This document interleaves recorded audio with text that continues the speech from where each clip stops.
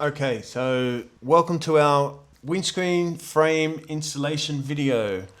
I'm going to do the commentary over the top of this. So you can see us here in the workshop. We've already put the 12mm bolts in the corner, as in the bottom corners of the windscreen frame. And we're sort of tightening this down just to lock the windscreen frame down onto the cab. Now, if those 12mm bolts don't reach, or you're having an issue getting them to fit, then it's something you need to call us about. But generally, you should be able to get the 12mm bolts over the tops of the pillar caps. Otherwise, you might have larger problems.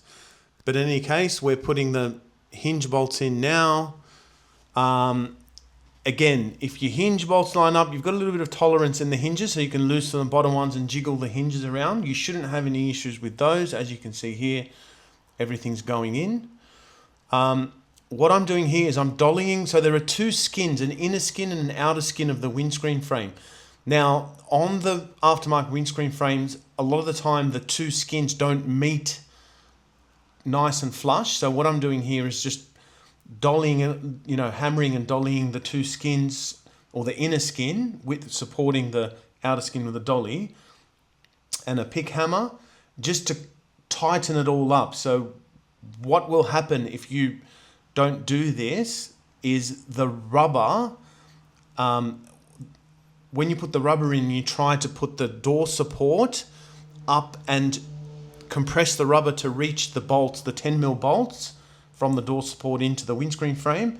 You won't be able to push the rubber up enough, and you'll find that you can't get the bolts in. So if you dolly it all up like this, flatten it all off, it'll just make sure that when you go and push your door support up, the bolts will line up on the bottom. So I'm just dressing it all up. It's pretty easy.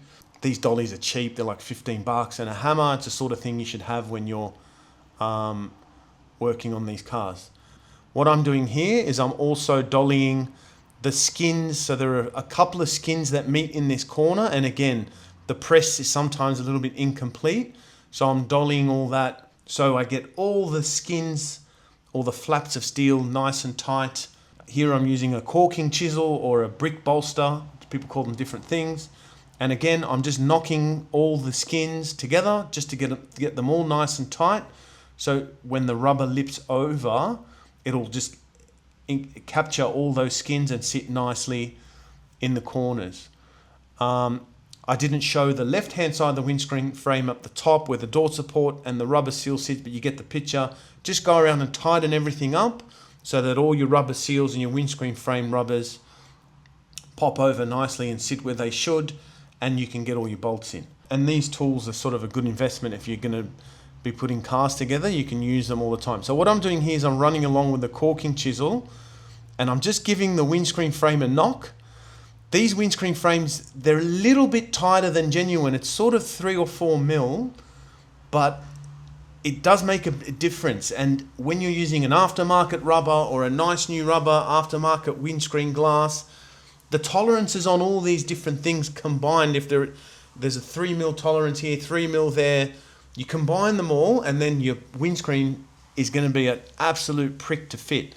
So basically what I'm showing you here is I'm just going along the lip, sit the caulking chisel flush with the flap, and just give it a good knock. You'll actually see it as you're going along. You'll see the metal just relax or flex outwards. So I'm giving it a decent whack. Obviously not enough to punch through the steel or to, damage the steel. And as you hit it, just overlap half the width of whatever you're using. So give it a hit, go half the width of the plate, hit it again, and keep going, overlapping sort of punches. And then that'll make sure it comes out nice and flush and straight, and you're not sort of getting waves in the metal. So I'm going to do this the whole way around. What I'm doing here is I'm just going along, and potentially, even though I think effectively it probably came on the windscreen frame, that flap sometimes has a bit of a wobble in it. Again, it's only going to help if it's nice and straight. So just a real quick dolly. If there are any waves in it, even on your genuine stuff, if there are any waves in those flaps, just dolly them nice and flat so it's nice and straight, and then it'll just help when you're putting your rubber on or trying to lip your rubber over the flap on the windscreen frame. It all just helps.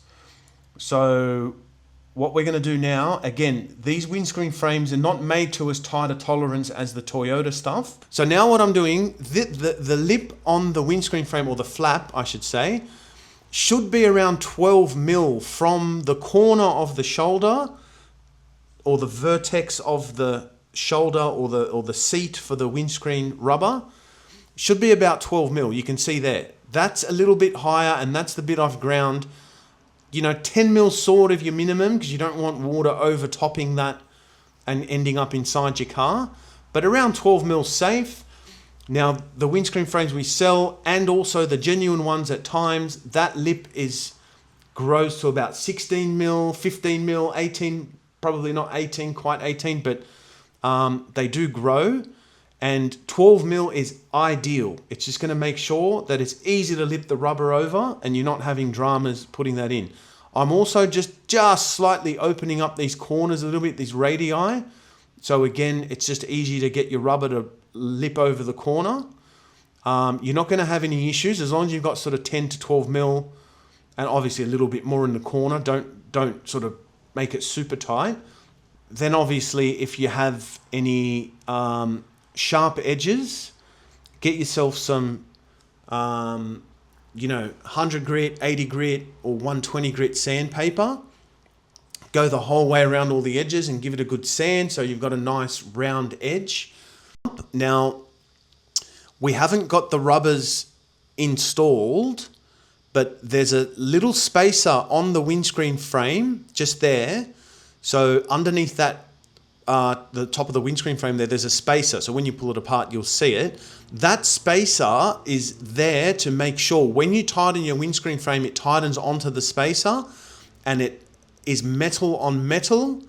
And so actually, I'll just stop here. I was just dollying that up to get it all to fit. Now, if you find that the holes aren't lining up, I'll get back to spacer in a minute. If you find the holes aren't lining up and you just need to dolly, you can actually just go under, take off that door support, and you can just knock down the metal if you need it to come a little bit, or if you feel that the internal faces of the door support and the windscreen frame are touching each other.